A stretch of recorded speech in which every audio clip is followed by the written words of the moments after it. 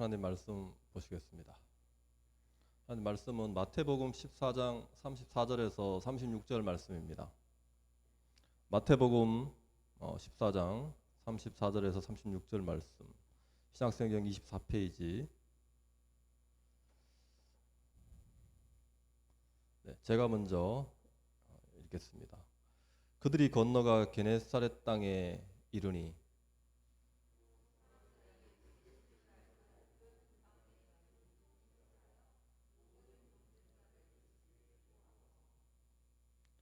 다 같이 읽겠습니다. 다만 예수의 옷자락에라도 손을 대게 하시기를 간구하니 손을 대는 자는 다 나음을 얻으니라. 아멘. 네, 기도하시겠습니다. 하나님, 오늘도 하나님의 나라를 위하여서 또 작은 물질이라도 하나님께 드리면서 그 마음을 드리고 또 자신이 가진 그 재능을 하나님께 드려서 하나님께 찬양하는 그 모든 헌신을 하나님께서 받아주시옵시고 그 마음을 하나님께서 사용하셔서 복음이 곳곳에 퍼져나가는데 일익을 담당할 수 있도록 하나님께서 역사하여 주시옵소서. 이 시간도 말씀을 전하는 자가 하나님의 말씀을 대언하고 또 하나님의 사랑의 마음으로 말씀을 전하며 또 듣는 자가 그 하나님의 마음을 알아서 하나님과 화목할 수 있는 그러한 귀한 시간이 될 수 있도록 역사하여 주시옵소서. 성령께서 저희의 마음을 주관하여 주실 줄 믿사오며 예수님의 이름으로 기도드렸습니다. 아멘. 네, 오늘 말씀이 짧아서 편안한 마음으로 할 수 있을 것 같은데 보겠습니다. 오늘 말씀 제목은 믿을 수 있는 분입니다. 믿을 수 있는 분, 믿을 만한 분이라는 얘기죠. 여러분 몸이 아플 때 병원을 가지 않습니까? 병원을 갈 때 아무 병원이나 가나요? 영주만 해도 이렇게 사람들이 많이 몰리는 병원이 있어요. 보통 보니까 여기 앞에 무슨 성모안과라고 있는데 거기는 오전에 가서 예약을 해놓고 오후에 가서 진료를 받을 정도로 사람들이 많이 몰리더라고요. 근데 조금만 거기서 벗어나면 한가한 안과가 또 있어요. 그래서 왜 그렇게 사람들이 몰리냐면 가는 사람들의 마음속에 그게 있는 거죠. 그 의사가 믿을 만하다는 거예요. 다른 의사는 못 믿겠다는 거예요. 그리고 그 의사만 믿을 수 있다는 생각이 있기 때문에 거기로 몰리는 거잖아요. 여러분 맛집은 왜 맛집이 되는 거예요? 처음 어떤 맛집을 가려고 그러면 잘 모르는데 누군가가 입소문을 타고 믿을 만하다고 얘기를 해주니까 가는 거잖아요. 그리고 요즘 뭐 후기 이런 걸 봐가지고 평점 이런 걸 보고 뭐 댓글 이런 걸 봐가지고 가잖아요. 그렇게 확인하는 이유가 뭡니까? 다 거기가 믿을 만한가, 우리가 믿을 수 있는 곳인가, 그것을 확인하고 가는 것이죠. 우리가 살아가는 이 삶에서도 우리의 삶의 태도가 그러한데 우리의 이 정말 이 영혼의 문제, 우리 삶 인생의 전체의 문제를 걸고 있는 이 문제를 가지고 우리가 어찌 확인하지 않고 살아갈 수 있겠습니까? 그래서 우리가 무엇을 믿을 수 있는 것인지 한번 생각해 보았으면 좋겠습니다.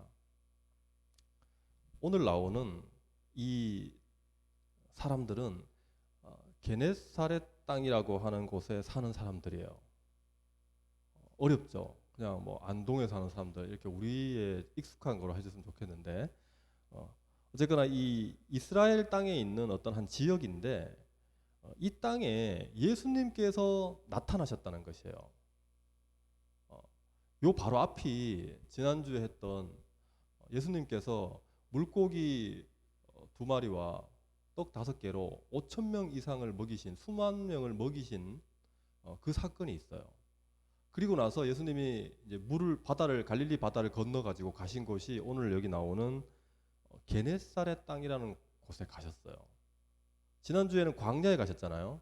광야에서 그 기적을 일으키시고 다시 배를 타고 다시 건너오셔가지고 바쁘시죠, 예수님이. 게네사렛 땅이라는 곳에 갔는데 그곳 사람들이 예수님의 소문을 들은 거예요. 아, 예수님이 드디어 우리 동네도 오셨다는 거예요.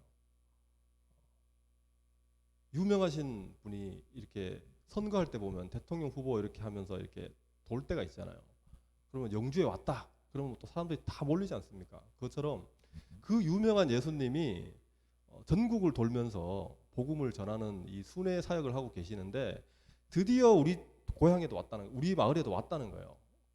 그래서 이 사람들이 예수님인 줄 알고 예수님을 알아보고 모여들기 시작했다는 것이죠. 그런데 이 게네사렛 땅에 사는 이 사람들이 좀 다른 지역 사람들과는 약간 다른 특이한 점이 좀 있어요. 그중 하나는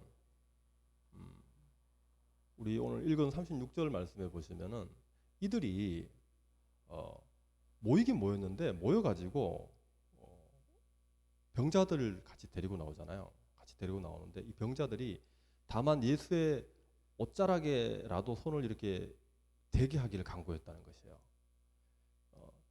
그냥 예수님께 병을 고쳐주십시오 뭐 이런 것도 아니고 그냥 예수님의 옷자락만 만지고 싶어 했다는 거예요.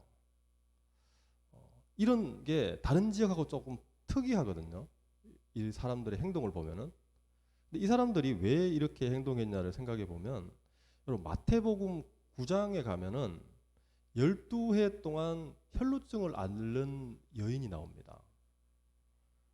이 여인이 유명한 인사거든요.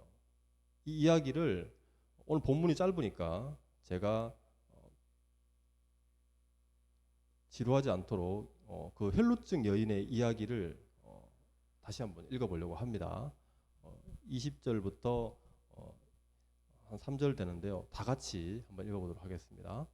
12해 동안이나 혈루증으로 앓는 여자가 예수의 뒤로 와서 그 겉옷가를 만지니 이는 제 마음에 그 겉옷만 만져도 구원을 받겠다 함이라. 예수께서 돌이켜 그를 보시며 이르시되 따라 안심하라. 내 믿음이 너를 구원하였다 하시니 그 즉시 구원을 받으니라. 네, 여러분. 여기에 이 혈루증 여인의 행동이 오늘 나오는 사람들의 행동하고 비슷하죠. 예수님의 겉옷만 만져도 구원을 얻을 것이다 라고 생각하고 이 여자가 예수님의 뒤로 살짝 와가지고 옷을 이렇게 만졌다는 것이에요. 그런데 예수님께서 그걸 아시고 하시는 말씀이 따라 안심해라. 너의 믿음이 너를 구원했다. 이렇게 얘기하시면서 그 순간 그 즉시 이 여자의 혈루병이 나았다는 것이에요. 이 사건은 이 혈루병이 든 이 여자의 사건은 뭐냐면 예수님께서 우리 마태복음을 지금 하고 있잖아요. 이 마태복음의 저자인 이 마태를 예수님께서 제자로 처음에 삼으시려고 마태가 어디서 근무했냐면 세무서에서 근무했어요. 마태가 세무서에서 근무하고 있는데 예수님께서 오셔가지고 마태 보고 나를 따라오라 이렇게 하시면서 제자를 삼았어요. 그리고 나서 마태의 집으로 가셔가지고 함께 식사를 하십니다. 그럴 때 예수님께서 죄인과 이 마태와 비슷한 세관 공무원들하고 같이 앉아가지고 식사를 하세요. 그러니까 사람들이 유대인들이 뭐라 그랬냐면 유대 지도자들이 왜 예수님은 죄인과 같이 밥을 먹습니까? 식사를 하십니까? 이렇게 비난을 했었거든요. 그렇게 마태의 집에서 식사를 하고 계시는데 어떤 한 공무원이 어떤 한 관리가 예수님을 찾아와가지고 발 앞에 엎드려서 그렇게 얘기하는 거예요. 예수님, 제 딸이 지금 죽었습니다. 예수님 그 딸을 살려주세요. 라고 와서 간구하니까 예수님께서 밥 먹다 말고 그곳을 향해서 가시는 거예요. 그럴 때 제자들도 따라가거든요. 그래서 그 공무원의 집으로 그 딸의 죽은 딸을 뭐 어찌하려고 예수님께서 그 관리의 집으로 가고 있는 도중에 그 길에서 이 혈루증 여인을 만난 거예요. 막 가고 있는데 이 혈루증 여인이 뒤에서 이렇게 옷자락을 탁 겉옷을 만진 거거든요.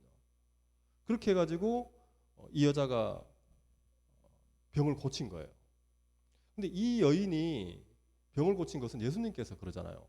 믿음이 너를 구원했다라고 그러는 거예요. 믿음이 너의 병을 고쳤다라고 얘기를 하는 것이에요. 어떤 이 옷자락을 만져가지고 그 옷자락 자체가 어떤 능력이 있는 게 아니에요. 이 뭐 마술같이 어떤 신령한 사람이 만지고 있던 뭐 이런 거 하나 다른 사람이 가지고 가가지고 이걸 잡고 있다고 해가지고 어떤 능력이 거기서 나오는 게 아니라 믿음이 구원했다라고 이렇게 얘기하는 거죠. 예수님께서 믿음이 구원을 가능케 했다는 것이에요. 그런데 이 여인이 무엇을 믿었냐는 것을 생각해 봐야 됩니다. 이 여인이 무엇을 믿었을까요? 이 여인이 21절에 보시면은 그 겉옷만 만져도 구원을 받겠다라고 마음속으로 생각을 한 것이죠. 이 겉옷만 만져도라고 이렇게 생각하는 것은 예수님이 구원을 해주실 수 있는, 예수님이 혈루병을 12년 동안 앓고 있었던 이 고질병을 낫게 해주실 수 있다는, 예수님이 그러한 분이라는 것을 믿은 거예요. 이 여인이 예수님이 구원의 능력이 있다는 것을, 혈루병을 고칠 수 있는 능력이 있다는 것을 믿었다는 것이에요. 이 말은 아까 예수님께서 그 어떤 딸이 죽었을 때, 관리의 딸이 죽었을 때 그 관리의 집으로 가고 있는 중이었다 그랬잖아요. 그래서 이 관리의 집에 가가지고 결국 예수님께서 그 딸을 살리시거든요. 죽은 딸을 살리세요. 살리시기 전에 이 관리에게 묻습니다. 예수님께서 9장 28절에 보시면 예수께서 이르시되, 이 관리에게 물으시는 거예요. 내가 능히 이 일을 할 줄을 믿느냐? 이렇게 예수님께서 그 관리에게 물으니까 관리가 뭐라 그러냐면 대답하되 주여 그러하오이다. 이렇게 얘기하는 거예요.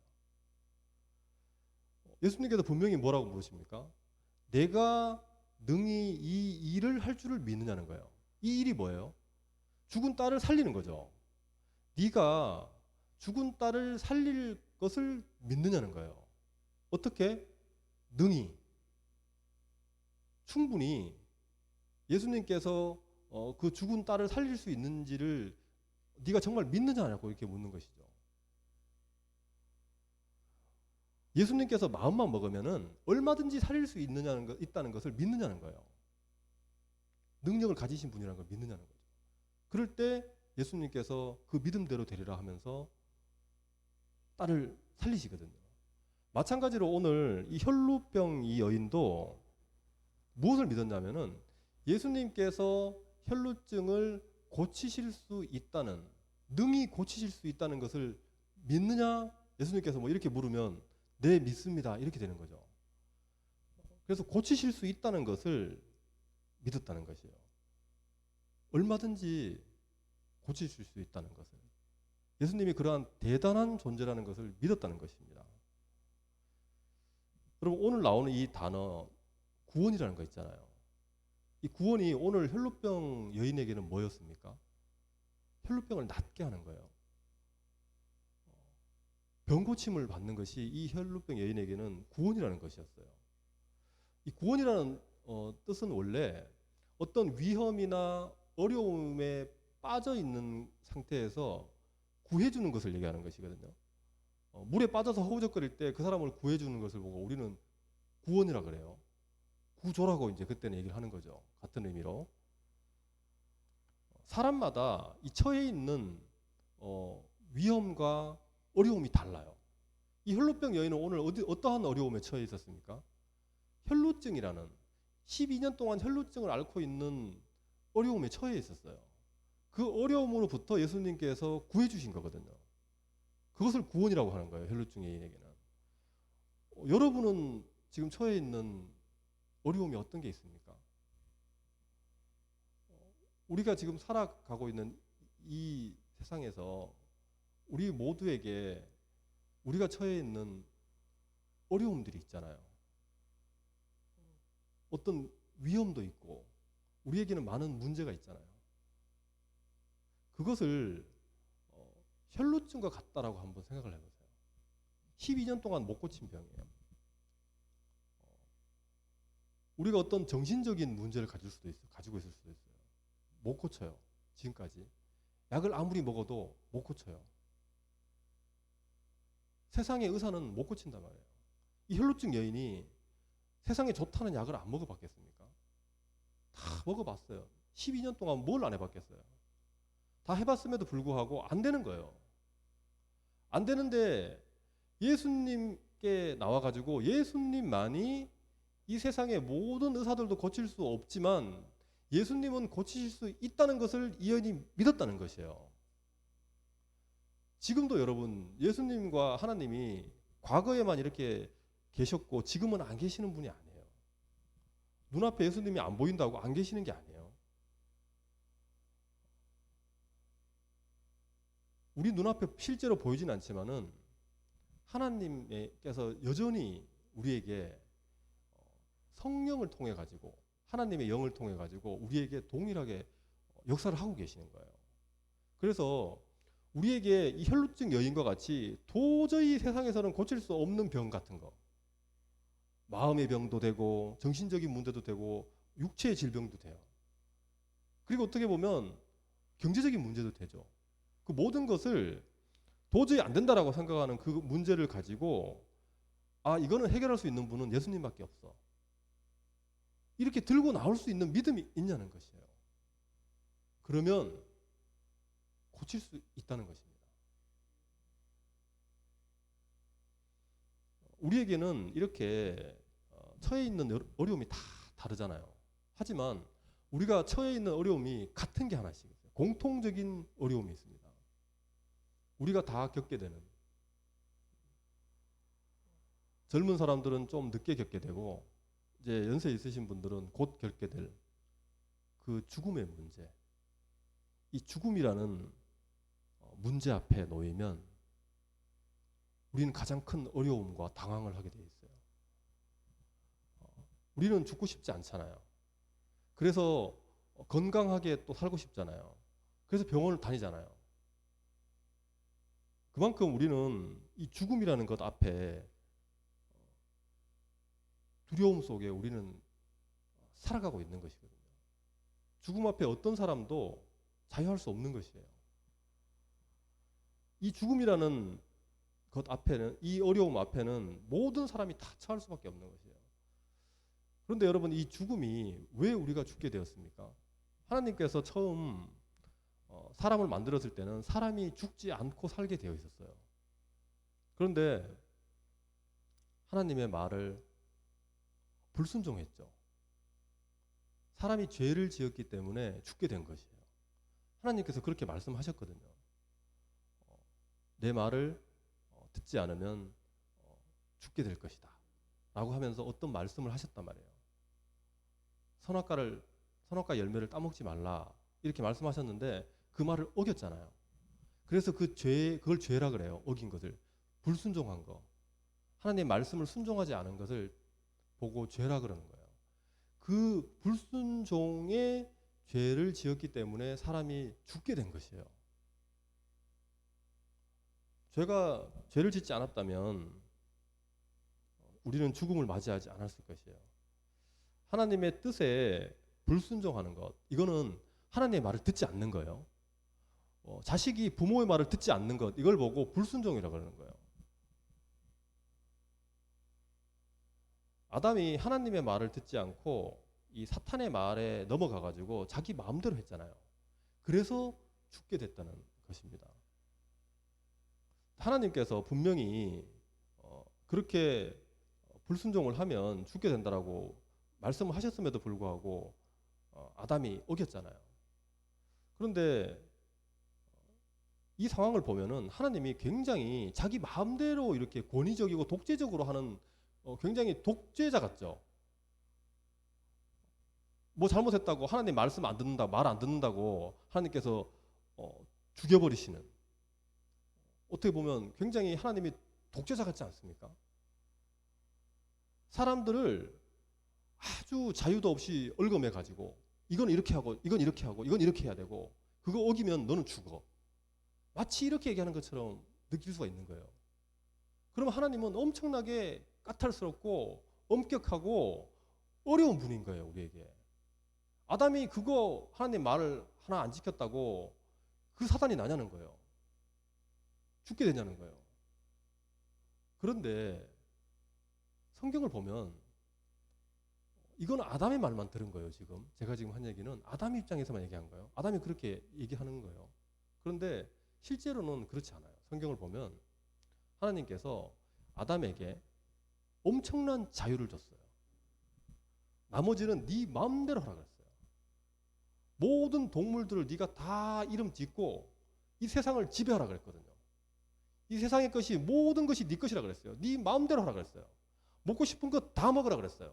놀고 싶은 거 다 놀고 그런 자유를 줬단 말이에요. 그런데 여러분 그게 하나님이 독재자입니까? 하나님이 까탈스럽게 이것 다 체크하시는 분이에요? 아니잖아요. 단 한 가지 선악을 알게 하는 나무 열매만 따먹지 마라 그랬던 거잖아요. 사실을 우리는 사실로 인정을 해야 되는 것이에요. 하나님이 언제 모든 나무의 열매를 따먹지 말라 그랬냐는 거예요. 뱀은 그렇게 얘기했죠. 하와에게. 하나님께서 모든 열매 나무를 따먹지 말라 하더냐. 그렇게 헷갈리게 하는 것이에요. 하나님은 그런 분이 아니세요. 하나님은 우리가 얼마든지 우리의 뜻대로 결정하고 할 수 있는 자유를 허용하시는 분이에요. 마음이 넓으십니다. 성격이 아주 좋으세요. 그런 분이신데 단 한 가지 뭐냐면 하나님이 하나님 되심을 인정해 달라는 거예요. 그거 한 가지를 어기면 그리고 뱀의 말을 들으면 그거는 하나님을 하나님으로 인정하는 것이 아니라는 것이에요.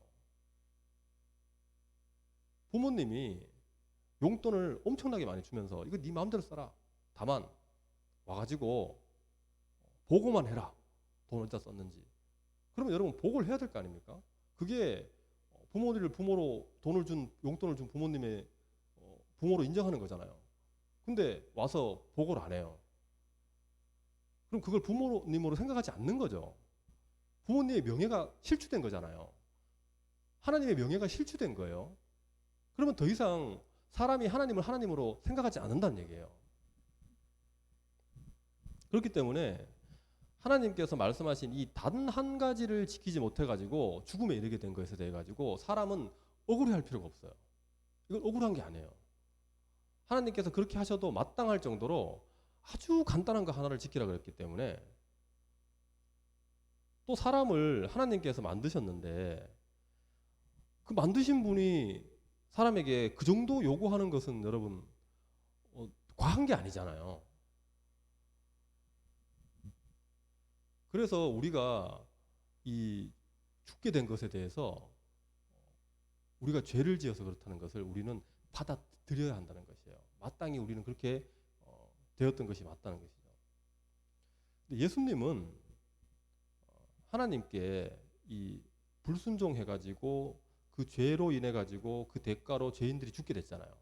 죽게 된 그 죽음을 예수님께서 대신 죽으신 것이거든요. 우리의 죽음을 예수님의 죽음으로 대신한 것이에요. 죽음을 죽음으로 대신한 것이에요. 그리고 우리 사람이 하나님께 순종하지 못했잖아요. 그 한 가지를 못 지켜가지고 불순종을 했단 말이에요. 그것을 예수님께서는 십자가에 죽으라고 하는 하나님의 그 말씀을 순종했죠. 하나님께서 죄인들을 대신해 가지고 네가 죽어라 그랬을 때 예수님께서 순종하셨잖아요. 네 그러면서 십자가에 올라가셨거든요. 예수님은 죽기까지 순종하셨어요. 우리는 불순종해가지고 죽음에 이르게 됐는데 예수님께서는 순종도 우리 대신해 해주시고 또 그 죽음을 예수님이 죽음으로 대신 해결해 주신 거예요. 그렇게 해가지고 우리가 어떻게 됩니까? 그 사실 예수님께서 자신이 죽으심으로 인해 가지고 우리의 죽음을 대신해 주셔가지고 우리 살려주셨고 또 우리가 하지 못한 순종을 예수님께서 해주셔가지고 우리를 의인 만들어 주셨거든요. 하나님의 나라에 들어갈 수 있는 의로운 사람으로 만들어 주신 거예요. 그 사실을 믿는다면은 우리는 이 죽음으로부터 구해지는 거예요. 우리가 죽음으로부터 자유로워지려면은, 죽음이 더 이상 두렵지 않으려면은 예수님의 하신 일을 믿어야만이 우리가 죽음으로부터 벗어날 수 있다는 것이에요. 이것이 물론 우리가 나이가 들거나 병이 들어서 죽을 때 단 한 번 죽는 그것이 안 죽는다는 얘기가 아니에요. 하나님께서는 어쩔 수 없이 처음에 죄를 지면 죽는다 그랬잖아요. 그래서 죽습니다. 한 번은 죽으면 나빠요. 그런데 다시 살아나는, 죽었는데 다시 살아나는 부활을 통해서 우리를 영원한 삶을 살게 하세요.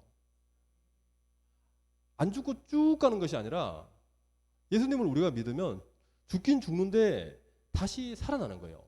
예수님도 죽고 다시 살아나셨잖아요. 그것처럼 우리도 다시 살아나가지고 영원한 삶을 살게 됨으로써 죽음을 이길 수 있다는 것입니다. 그래서 우리에게는 이 공통적인 문제, 이 죽음이라는 이 문제를 해결해 주실 수 있는 분이 예수님이라는 것을 믿어야 한다는 것이에요. 그러면 우리는 이 혈루병 걸린 이 여자처럼 우리의 닥친 이 문제를 해결할 수 있다는 것입니다. 이 혈루증 여자가 혈루증을 고침받은 후에 예수님께서 이 관리의 집으로 가셔가지고 죽은 딸을 살리셨죠. 뭐 엄청난 일 아닙니까? 기적 아닙니까?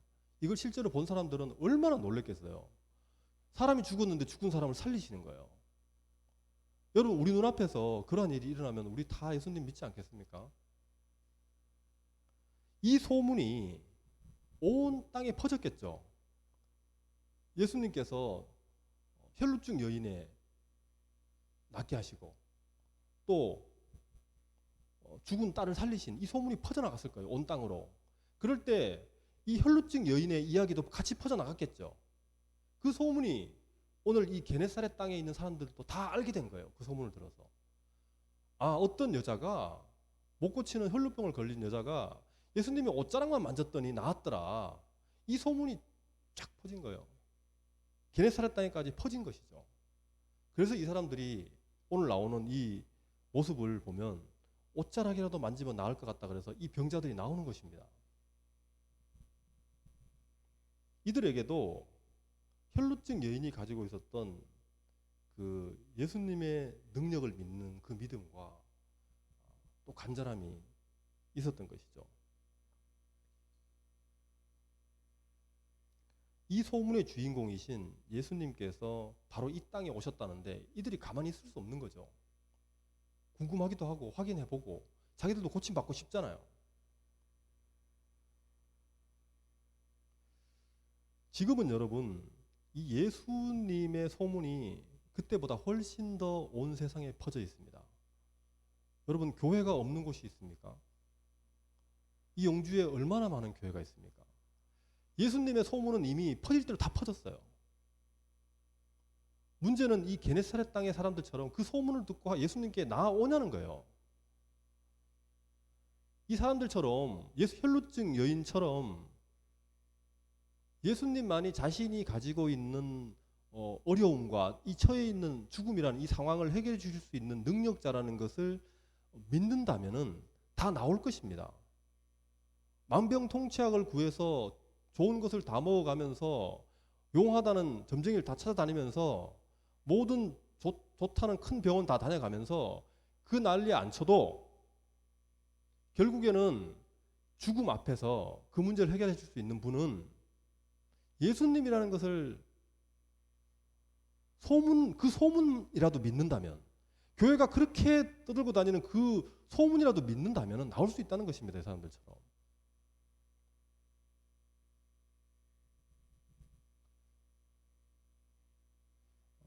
오늘 나온 이 사람들처럼 예수님이 구해 주실 수 있는 능력자시고 또 실제로 구해 주셨잖아요. 성경에 그렇게 기록되어 있잖아요. 이미 구해 주셨고 또 구해 주실 수 있는 분이에요. 지금도.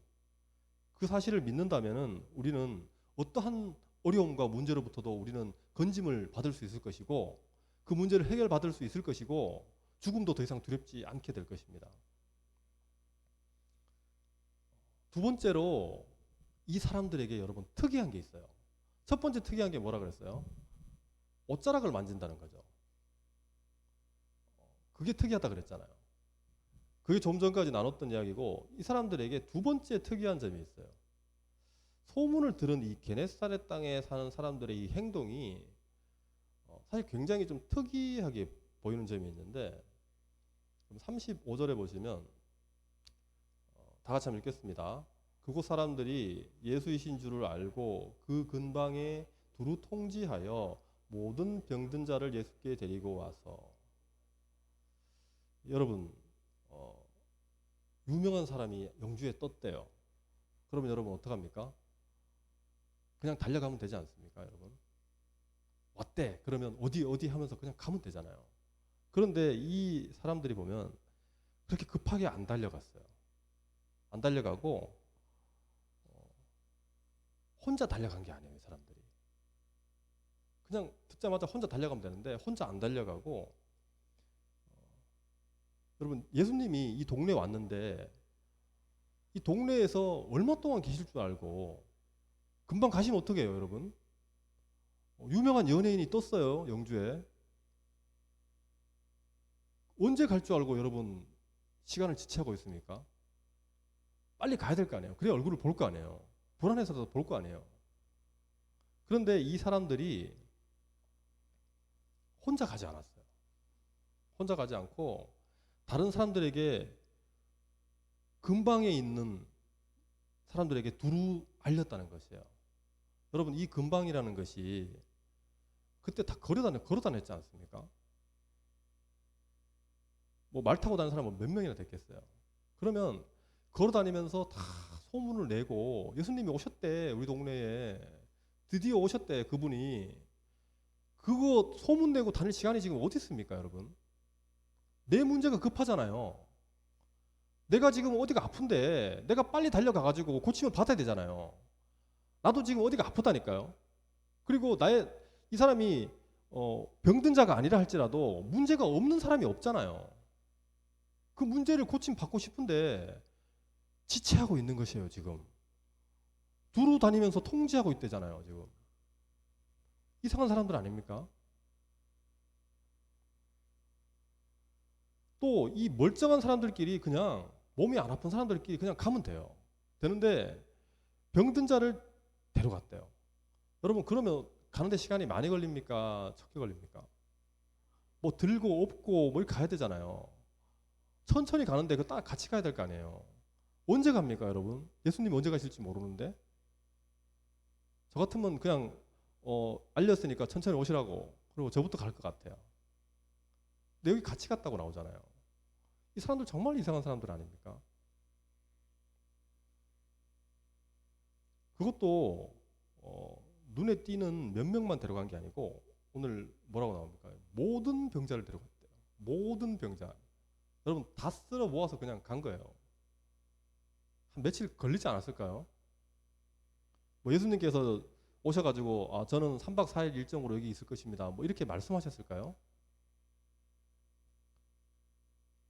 이 사람들은 또 예수의 옷자락이라도 손을 대게 하시기를 간구한 자들이 여러분 병자들일까요? 아니면 데리고 간 사람들일까요? 소문을 듣고 예수님께서 오셨다는 소문을 듣고 금방 동네를 다니면서 예수님이 오셨대 라고 하면서 병자들 보고 같이 가자 라고 소문을 내고 돌아다니는 사람들이 예수님의 옷자락에 손을 대기를 간구했을까요? 아니면 병든 자들이 간구했을까요? 오늘 본문에 보시면 자세히 읽어보십시오. 36절에 보시면 예수의 옷자락에라도 손을 대게 하시기를 간구하니 그 다음에 보시면 손을 대는 자는 다 나음을 얻으니라 그렇게 되어 있죠. 이거는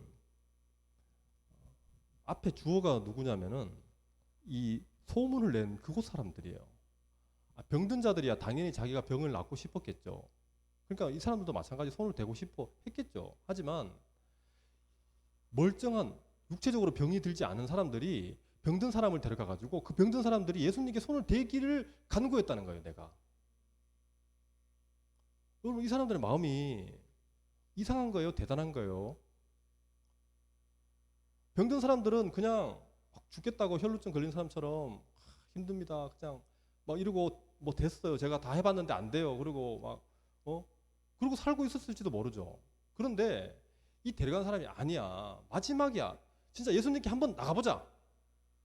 포기하더라도 예수님께서 한번 나가보자. 예수님께서 이 동네에 오셨는데 더 이상 기회가 없어. 하면서 그 사람들이 가서 손이라도 이렇게 대기를 간구했다는 것이에요. 이 사람들이. 그 병든 자들을 향한 마음이 이 사람들이 참 너무 소중하지 않습니까? 이 사람들이 가족들만 데리고 나가고 친족들만 데리고 나갔을까요? 모든이라 그랬잖아요. 모든이란 말에는 자기 가까운 사람만 데리고 나간 것도 아니에요. 가족만 데리고 나간 것도 아닙니다. 뭐 관리처럼 자기 딸이 죽어서 그런 것도 아니에요. 혈루병 여인처럼 자기가 아파서 그런 것도 아니에요. 전혀 상관없는 제3자가 어떻게 이렇게까지 하냐는 것입니다.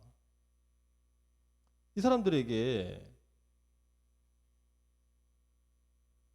어떤 이득이 있었을까요? 우선 우리가 예수님을 알고 우리 예수님이 능력자라는 걸 알면 우리는 가만히 있으면 안 되는 것이에요. 이 사람들처럼 행동을 해야 되는 것이 함께 가야 되는 것이거든요. 왜냐하면 이들의 마음을 보십시오. 그 병든 자들이 불쌍했던 거예요.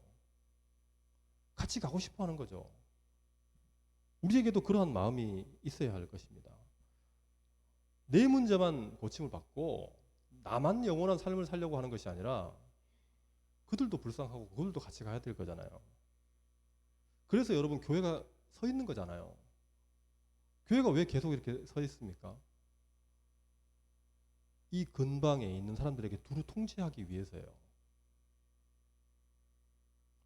옆에 있는 사람이 죽어가고 있다는 것을 깨닫고 함께 예수님께 데리고 나가실 수 있는 그러한 마음이 여러분에게 있기를 바랍니다. 이 사람들은 여러분 별 이득이 없었던 것 같죠? 자기한테는. 그런데 조금만 생각해 보면 예수님의 옷자락에 손을 대면 낫는다는 것을 소문을 들어서 알았죠. 이 사람들도. 예수님이 이 동네에 오신 거는 이번이 처음이잖아요. 그렇기 때문에 직접 본 게 없어요. 다 소문이에요. 소문. 들어서 아는 거예요. 그런데 드디어 예수님께서 오셨다 그러니까 기회가 온 거죠. 이 사람들에게. 그래서 병든 자를 데리고 갔어요. 그랬더니 오늘 뭐라 그러세요? 모든 사람이 손을 대니 다 나음을 얻었더라 그러잖아요. 그 병든 자들이 데리고 간 사람들이 다 나았어요. 여러분 그러면 이 데리고 간 사람이 얻은 건 뭘까요? 자기 눈으로 그 기적을 본 거잖아요. 그전에는 소문으로 들은 거예요. 그전에는 소문만 듣고 그 사람이 대단하더라. 예수님께서 대단하고 옷자락만 만져도 낫게 한다더라. 그랬는데 실제로 그걸 눈앞에서 본 거예요. 옷자락에 대고 있는 사람들이 다 나아버리는 거예요. 그러면 이 사람에게 뭐가 생깁니까, 여러분? 믿음과 확신이 생기는 것이죠. 예수님은 정말 확실한 분이구나. 내 눈앞에서 그런 기적이 일어난 걸 보는 거잖아요. 이 사람에게는 믿음의 확신이 생기는 것이에요. 이게 가장 중요한 것이거든요. 이 사람들은 자신들이 사람들을 불쌍히 여겨서 다 함께 데리고 왔더니 이 사람들은 가장 소중한 것을 얻어가는 것이에요. 이득이 있는 것이 아닙니다. 여러분 우리가 문제가 있을 때 문제를 들고 나와가지고 그것을 가지고 기도하고 씨름하면서 예수님에게 고침을 받아야 우리의 믿음이 자라는 것이에요. 다른 사람들 데리고 와서 그 사람들이 믿음 생활을 하고 그런 사람들이 변화가 되고 그 사람들이 고침을 받는 것을 우리가 눈으로 봐야지만이 우리의 믿음도 자라는 것이에요. 안 그러면 그냥 예수님을 믿고 그냥 너무 밋밋하게 그냥 있다가 천국을 가는 거게 되는 거예요. 그 믿음이라는 것이 자라지 않는 것이에요. 그러면 어떤 문제가 있냐면 여러분, 삶에 기쁨이 없어요. 확신이 있을 때 기쁨이 있는 것입니다. 그렇지 않으면 그냥 죽는 날을 기다리는 거예요. 예수님을 믿으니까 천국 간다니까 그렇다고 죽고 싶진 않고, 그러면 삶에 여러분 이 나머지 삶은 도대체 무슨 의미입니까? 이 삶을 통해서 우리가 가지고 있는 문제를 가지고 하나님과 예수님과 그것을 나눠야 되는 것이에요. 그리고 내 것만 가지고 그러지 말고 다른 사람들 것도 같이 나와가지고 그 문제를 해결받는 그런 경험을 해야만이 된다는 것입니다. 예수님의 옷자락만 만져도 해결될 것이라는 그 믿음으로 나아오시기를 바라겠습니다. 해결되어도, 그 모든 문제들이 다 해결되어도 우리가 말씀드린 대로 죽음이라는 것이 엄습해 오면은 우리에게 기쁨이 사라질 수 있고 두려움이 남게 될 것이거든요. 갑자기 암이 걸렸다든지 무슨 일이 일어날지 모르잖아요. 교통사고 날 수도 있고. 그래서 정말 또 작은 문제들을 해결하다가 우리가 삶의 기쁨을 잇더라 하더라도 이 죽음이라는 것 앞에서는 모두가 어두워질 수밖에 없어요. 그렇기 때문에 그 죽음은 정말로 아무도 해결할 수 없습니다.